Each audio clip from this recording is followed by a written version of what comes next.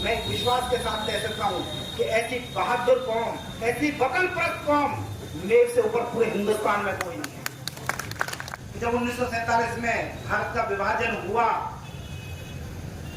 तो कुछ बहुत सारे लोग मेवात के गए, लेकिन आप सबको पता होगा क्योंकि आप मुझसे ज्यादा ज्ञानवर्धन लोग हैं, उसमें से बहुत सारे 52 के आसपास लगभग 3-4 साल 5 साल बाद रहने के बाद 52 में कुछ लोग लौट के आए, वो रोज झेलता रहने आए थे।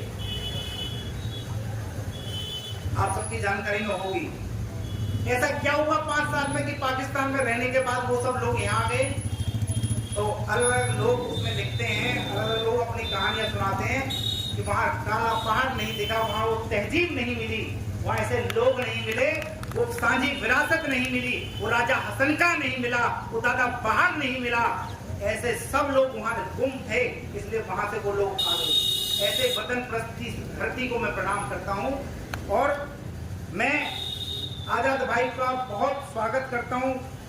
मैं जब आया था, मेरा पहला परिचय लगभग 2-3 महीने पहले, वो मेरे एक बरादरी के दोस्त हैं, उन्होंने मेरे कान में डाला कि एक साथी हैं और वो डिप्टी स्पीकर रहे। मैं जानता नहीं था ये सच्चाई है। उन्होंने कहा कि भाई वो आना चाहते हैं, तो मैंने सीएम साहब को एक SMS लिखा कि ऐसे ऐसे हमारे पूर्व डिप्टी साहब आना चाहते हैं। तो सीएम साहब ने बुलाया, एटलीस्ट आप शामिल हो गए। सर, मैं एक चीज जरूर कहूंगा कि भारतीय जनता पार्टी एक ऐसी पार्टी, एक राष्ट्रभक्तों की पार्टी है और मैं दावे के साथ कह रहा हूं आप सबको, यहाँ हिंदू मुसलमान का मुझे विषय नहीं आता, ना माननीय मुख्यमंत्री को समझ में आती है चीजें। हमारा चश्मा एक है, उसमें आर पार दिखता है, उसमें इंसानियत सबसे ऊपर है।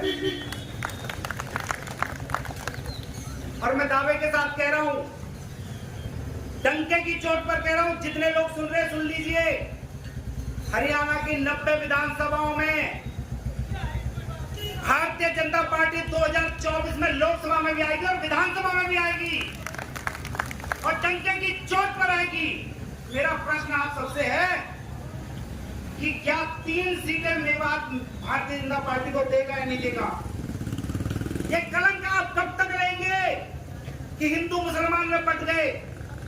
मैं धासेटा गांव में गया, वो धासेटा गांव में जाते कह रहा था, भैया बीजेपी को वोट दे दोगे? हाँ जी। अरे भैया ऐसा ना हो तुम्हारे निगाह टूट जाए। ये पिछले साल चला और मैं आप सबको धुतकार रहा हूं, मैं आप सबको गुस्सा हूं कि ऐसा कौन सी बात थी 31 तारीख को घटना हो गई। अरे प्याज बोलने वालों का कोई नुकसान नहीं हुआ, 400 बच्चे जेल में चले गए। इस बात को समझ लीजिए आप सब, उनका भविष्य खराब हो गया। उस प्याज फोड़ने वाले विधायक का कुछ नहीं बिगड़ा, उसका बिगाड़ने का काम आप सबको करना है। अक्टूबर 2024 में जिस दिन आएगा, आप घर घर जाके पूछना कि प्याज फोड़नी है या विकास करवाना है, ये आप सबको तय करना है। नरेंद्र मोदी ने, आप नरेंद्र मोदी को एंटी मोदी कहते हो, एंटी मुस्लिम विरोधी कहते हो। अरे उसका शुक्र मानिए यदि मुंबई दिल्ली हाईवे में यदि कट मिला, और मैं दावे के साथ कह रहा हूं, डंके की चोट पर कह रहा हूं आप सबको, यदि भारत के इतिहास में, मेवात के इतिहास में यदि सबसे ज्यादा विकास किसी ने किया है तो सिर्फ प्रधानमंत्री नरेंद्र मोदी और माननीय मुख्यमंत्री श्री मनोहर लाल जी हैं। अरे आप सबने नहीं मांगा। मैं भी भाई को एक बात कह रहा था, डिप्टी साहब को, मैं आया, उन्होंने चाय पी, मैंने उनको बताया कि 9 तारीख को माननीय मुख्यमंत्री जी आ रहे हैं राजा हसन खां के कार्यक्रम में। मैं आपको दिल से सलाम करता हूं सर। आपने जो बात कर, आप सबके सामने खुलासा कर रहा हूं, इन्होंने जो बात कही वो बहुत अच्छी लगी और मैं दिल से आपको दुआ देता हूं और भगवान सलाम आपको ठीक रखे और भगवान आपको और तरक्की दे। इन्होंने कहा, मुकेश जी क्या यूनिवर्सिटी भी दिलवा सकते हो क्या? ये बड़ा दिल इन्होंने जो दिखाया है। मैंने इनको एक आश्वासन दिया कि मैं क्यों मांगू जी, मैं तो बल्लौर फरीदाबाद का रहने वाला हूँ। भगवान आपको अक्टूबर 2014 में विधानसभा भेजे, आप अपनी कलम से लिखवाइए और यहाँ यूनिवर्सिटी आनी चाहिए। ये आपका काम है, मेरा काम नहीं है। मेरा काम सिर्फ एक है, मैं सिर्फ एक भाव के साथ जुड़ा। मैं आप सबके सामने बता रहा हूँ वो कहानी कि आज आपके सामने क्यों बैठा हूँ। मुझे सौभाग्य से एक मेवात के गांव में जाना पड़ गया। वो मेरा दुर्भाग्य मानिए, सौभाग्य मानिए, वो आप तय करिए। वहाँ एक सरपंच मिला, सरपंच ने कहा मुकेश जी बहुत गड़बड़ हो रही है। मैंने की क्या गड़बड़ होगी? जो जी हिंदू पंचायतों को फंड ज्यादा दे रहे हैं, मुस्लिम पंचायतों को फंड कम मिल रहा है।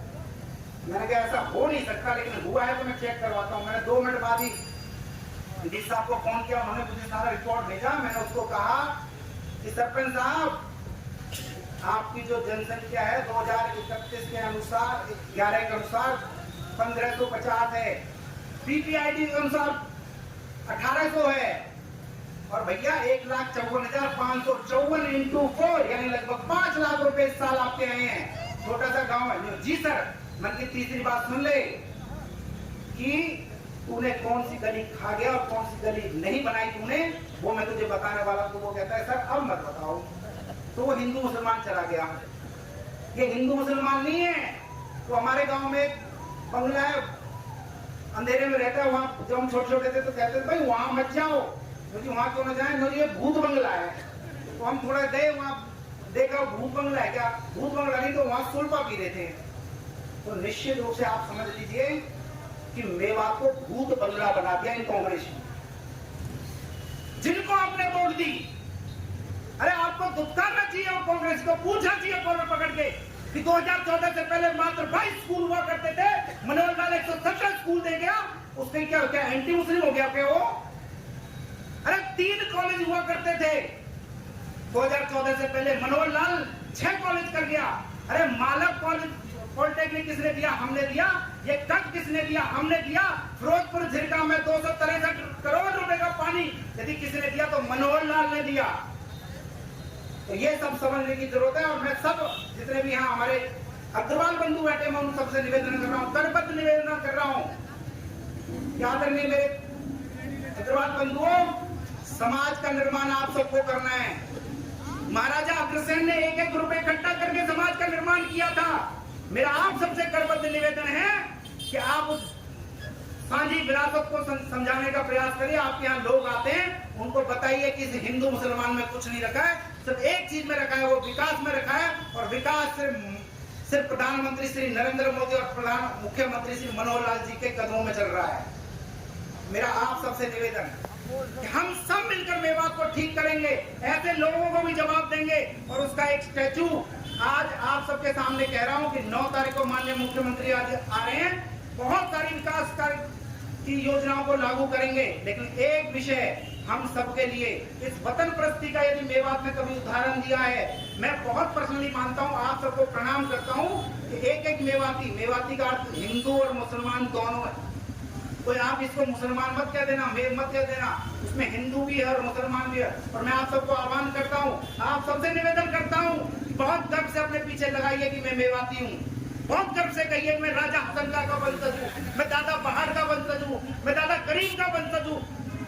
मेरे पितरों ने इतनी शहादत दे दी, इन सबको समझने की जरूरत है।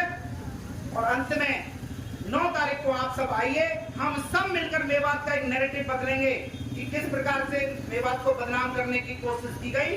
राजा हसन का मेवाती का बलिदान दिवस हम सब मना रहे हैं। बड़गली चौक पर नगीना का जो कॉलेज है उसमें हम एक बहुत बड़ा कार्यक्रम करेंगे। माननीय मुख्यमंत्री जिसमें आ रहे हैं, हम सब मिलकर मेवात को ठीक करेंगे और मेवात में एक बार फिर सुख शांति और समृद्धि होगी। और अंत में आप सबको एक बात जरूर कहूंगा, बहुत छोटी सी बात है, सब समझते हैं कि भैया जहाँ कलेश होता है वहाँ लक्ष्मी जी नहीं आती, और जहाँ सुख शांति समृद्धि होगी वहाँ निश्चित रूप से लक्ष्मी आएगी। और वो जब लक्ष्मी आएगी ना, तो वो हिंदू के घर में भी जाएगी, वो मुस्लिम के घर में भी जाएगी। यदि यहाँ कॉलेज खोलेगा, उस विधायक को पूछ लेना कि कितने कॉलेजों के बारे में विधानसभा में बात उठाई, कब आपने पानी की बात उठाई, कब स्कूलों के लिए बात कही। प्याज फोड़ने से काम नहीं चलेगा, प्याज फोड़ने से विषय नहीं बनेगा, विषय बनेगा यहाँ कॉलेज, स्कूल, रोजगार देने से। और मैं कहता हूँ कि ऐसे लोगों को आप सब जवाब दीजिए, ठीक से लगा के जवाब दीजिए। 2 विषय आपके सामने और अंत में कह रहा हूँ, मई में एक तारीख आएगी और फिर अक्टूबर के आसपास एक तारीख आएगी। आप दोनों तारीख में मेरा आप सबसे करबद्ध निवेदन है कि एक बार मैं आपको अपना, आप मुझे बेटा मानिए, भाई मानिए, जो मैं सिर्फ एक निवेदन कर रहा हूँ। पिछले 1.5-2 महीने से यहाँ घूम रहा हूँ, 2.5 साल से यहाँ लगभग हर चीज देख रहा हूँ। मैं विश्वास के साथ कह सकता हूँ कि ऐसी बहादुर कौम, ऐसी वतन परस्त कौम मेरे से ऊपर पूरे हिंदुस्तान में कोई